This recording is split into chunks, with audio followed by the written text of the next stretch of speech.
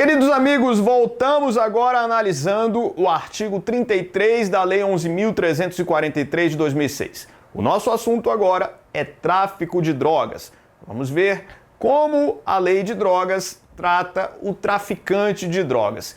E já para iniciar, aparece na sua tela o artigo 33 caput da Lei 11.343 de 2006, que diz o seguinte: importar, exportar, remeter, preparar, produzir, fabricar, adquirir, vender, expor à venda, oferecer, ter em depósito, transportar, trazer consigo, guardar, prescrever, ministrar, entregar a consumo ou fornecer drogas, ainda que gratuitamente, sem autorização ou em desacordo com determinação legal ou regulamentar.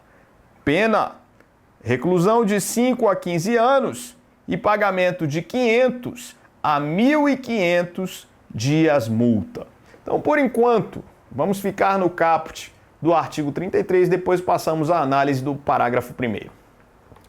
Este caput do artigo 33 traz 18 condutas que configuram o delito de tráfico de drogas.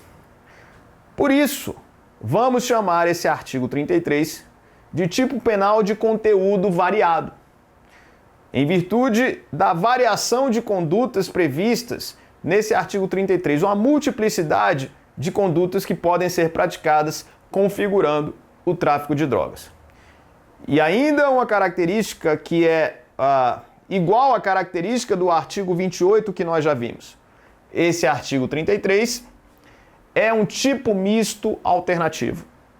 Tipo misto alternativo no sentido de que a prática de qualquer das condutas previstas no artigo 33 configura o crime de tráfico de drogas. Então é isso que a gente vai anotar.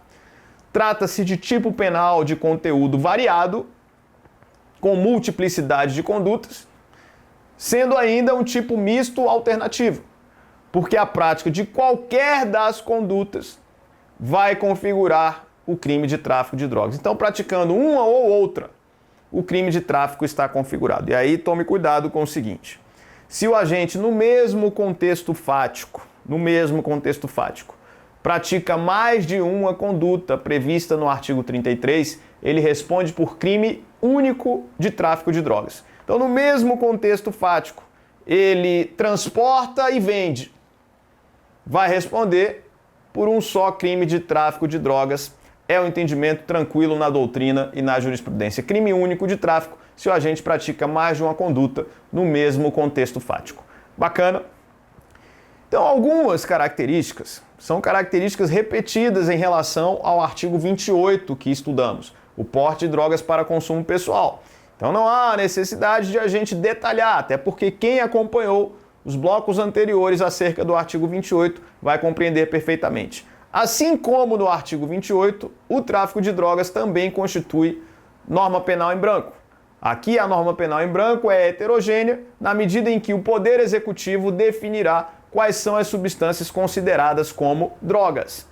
Trata-se, portanto, assim como o artigo 28, de norma penal em branco, sendo uma norma penal em branco heterogênea, o que já estudamos nos blocos anteriores referentes ao porte de drogas para consumo pessoal. Bacana? Legal. É possível o princípio da insignificância em crimes de tráfico de drogas? Jamais. Não vamos permitir a aplicação do princípio da insignificância. A jurisprudência repudia a aplicação do princípio da insignificância em crime de tráfico em virtude da alta reprovabilidade da conduta. Agora veja só. Vimos que o artigo 33 da Lei de Drogas possui 18 condutas. 18 condutas, sendo que, como regra, em regra, vamos ter no crime de tráfico de drogas um crime comum, que pode ser praticado por qualquer pessoa. Qual é a regra geral, portanto, em relação ao tráfico de drogas? A regra geral é que o tráfico de drogas constitua crime comum. Significa que pode ser praticado por qualquer pessoa. Pode ser praticado por qualquer pessoa. A princípio, não é exigível uma qualidade especial do sujeito ativo para a prática do crime de tráfico de drogas. No entanto, é importante que você fique atento para dois verbos previstos no artigo 33 que farão com que nestas duas situações, em relação a essas duas condutas, o crime seja um crime próprio, isto é, exigindo qualidade especial do sujeito ativo. São os verbos prescrever e ministrar. Então, dentre estes 18 verbos que estamos analisando, dois deles, os verbos prescrever e ministrar, vão constituir crimes próprios, já que profissionais de saúde serão os sujeitos ativos quando a conduta for de prescrever ou ministrar drogas. Então, muito cuidado com o seguinte: em relação aos verbos prescrever e ministrar, a conduta está restrita, segundo a doutrina, aos profissionais de saúde. Então vamos colocar aqui o seguinte: sujeito ativo é o profissional de saúde. Sujeito ativo é o profissional de saúde. Portanto, neste caso, o crime vai ser considerado crime próprio. O crime vai ser considerado crime próprio. O profissional de saúde vai praticar essa conduta. E a gente vai ver o seguinte: esse artigo 33 presume a prática de todas as condutas na modalidade dolosa. O tráfico do artigo 33 não admite modalidade culposa. E mais adiante, vamos ver que o artigo 38 da Lei de Drogas prevê modalidade culposa para os verbos prescrever e ministrar, quando a conduta é praticada, evidentemente, por profissional de saúde. E aí esse profissional de saúde, de forma culposa, na modalidade culposa, prescreve ou ministra drogas sem que o paciente necessite ou em doses exageradas. A gente vai ver já já. Mas, em relação às condutas do artigo 33, você já sabe, só a modalidade dolosa é admitida em relação às condutas que estão previstas no artigo 33. Faço isso, tranquilo? Inclusive, o Supremo Tribunal Federal tem precedente relativo à conduta praticada em relação aos verbos prescrever e ministrar.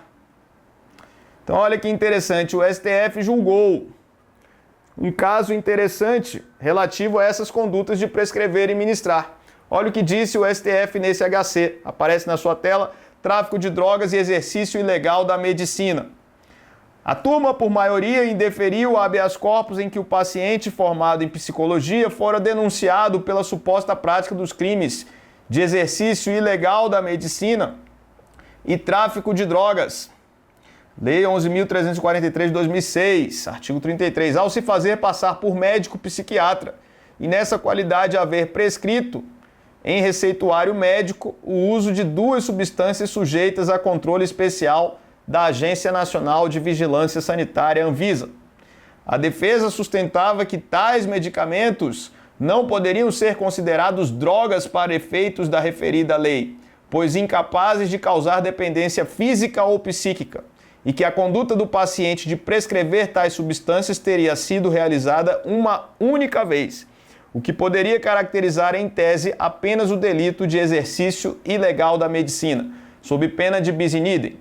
Requereu nesse sentido o trancamento da ação penal em relação ao tráfico, quer por atipicidade da conduta, quer por absorção desse delito, pelo descrito no artigo 282 do Código Penal. Precedente HC 104.382, ministro Ricardo Lewandowski.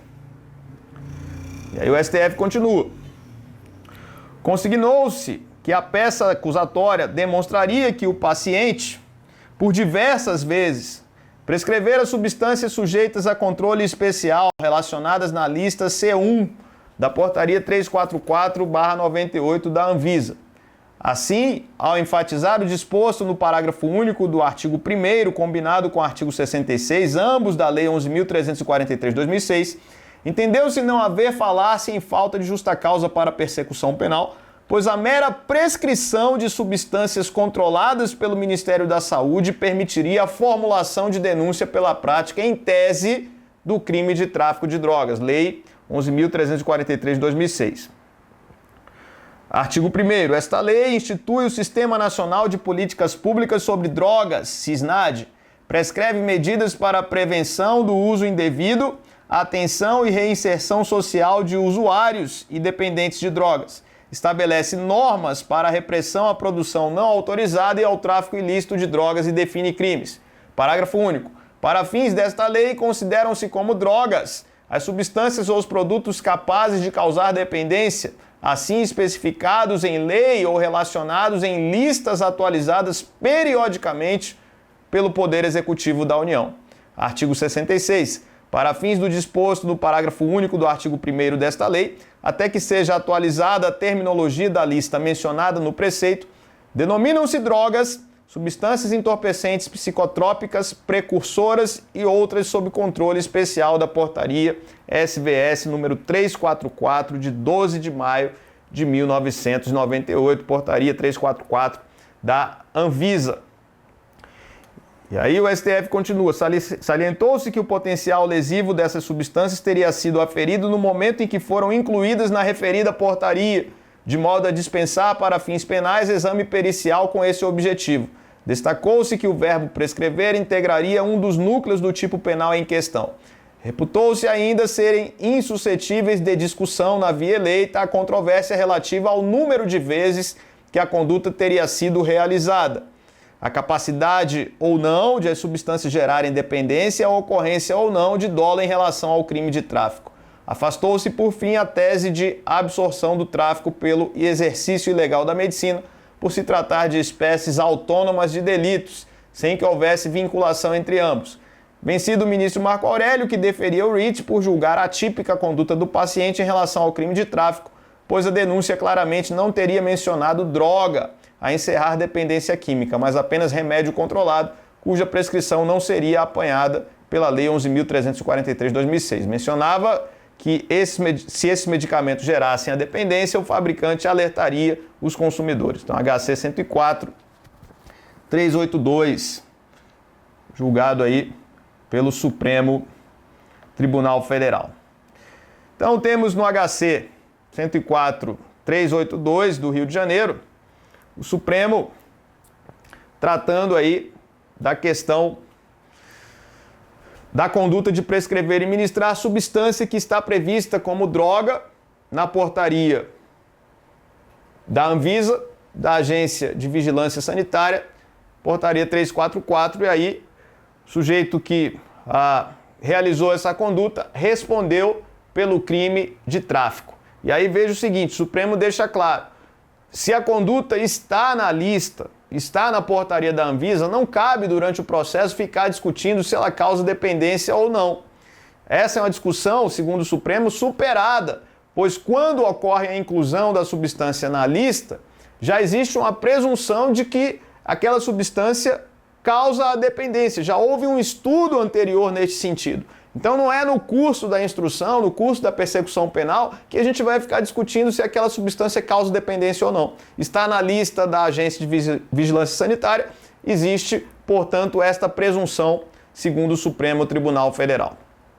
Agora, voltando aqui, nós vamos analisar o parágrafo 1º, condutas equiparadas ao tráfico de drogas, que estão no parágrafo 1º do artigo 33. Então, artigo 33, parágrafo 1º, aparece na sua tela, nas mesmas penas incorre quem? 1. Importa, exporta, remete, produz, fabrica, adquire, vende, expõe à venda, oferece, fornece, tem em depósito, transporta, traz consigo ou guarda, ainda que gratuitamente, sem autorização ou em desacordo com determinação legal ou regulamentar, matéria-prima, insumo ou produto químico destinado à preparação de drogas.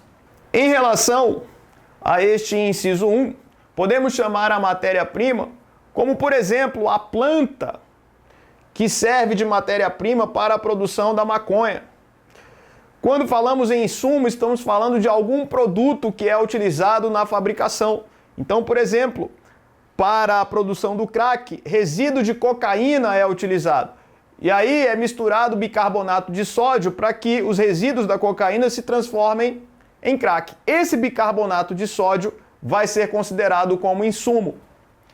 Em relação ao produto químico, podemos mencionar como exemplo a acetona, que é utilizada para o refino da cocaína.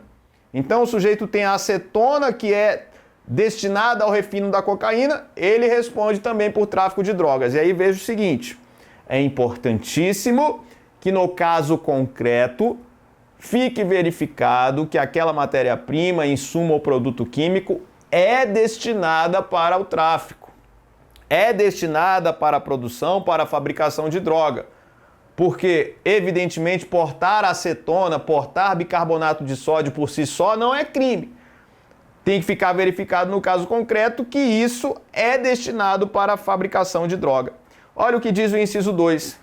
Semeia, cultiva ou faz a colheita sem autorização ou em desacordo com determinação legal ou regulamentar de plantas que se constituem matéria-prima para a preparação de drogas. Então, semear, cultivar, fazer a colheita. Não estou falando agora do porte da planta, mas semear, cultivar, fazer a colheita. O plantador da droga, esse também responde pelo tráfico. E o inciso 3 vai dizer, quem utiliza local ou bem de qualquer natureza de que tenha propriedade, posse, administração, guarda ou vigilância, ou consente que outrem dele se utilize, ainda que gratuitamente, sem autorização ou em desacordo com determinação legal ou regulamentar para o tráfico ilícito de drogas. Estamos falando aqui, por exemplo, daquele que é proprietário de um bar e sabe que ali é realizado o tráfico de drogas e consente nesta prática porque aquele comércio de drogas no local aumenta o movimento do bar. Esse sujeito que é o proprietário do bar é conivente com aquele tipo de conduta, também pratica tráfico. Ele responde no artigo 33, parágrafo 1º, inciso 3 da Lei de Drogas. Então você viu que esse parágrafo 1º traz aqui condutas equiparadas ao tráfico que está no caput. Condutas que constituem também crime equiparado a hediondo. Bacana, fácil, muito bem.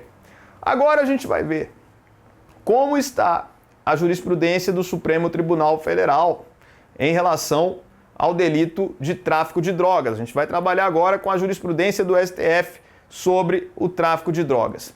Olha o que diz o STF no RHC 122.469 quanto à dosimetria da pena em crime de tráfico. Circunstâncias judiciais, pena base e proporcionalidade. Ante a ilegalidade na fixação da pena base estabelecida acima do mínimo legal, a segunda turma, em conclusão de julgamento e por maioria, deu parcial provimento a recurso ordinário em habeas corpus e determinou o retorno dos autos à origem, a fim de que fosse refeita a dosimetria da pena em relação a paciente condenado a pena de 9 anos e 6 meses de reclusão pela prática do crime previsto no artigo 33 da Lei 11.343 de 2006. Informativo 753. A turma aduziu que alguns aspectos destacados na dosimetria da pena não deveriam ser considerados como circunstâncias desfavoráveis. Aludiu que, apesar de a divisão da droga em frações, 54 trouxinhas, indicar potencial de alcançar grande número de usuários, seria preponderante no caso dos autos o fato de que a quantidade da droga seria pequena, 7,1 gramas. Acrescentou que a utilização da própria residência como ponto de venda de drogas por si só não ensejariam a maior reprovabilidade da conduta delituosa.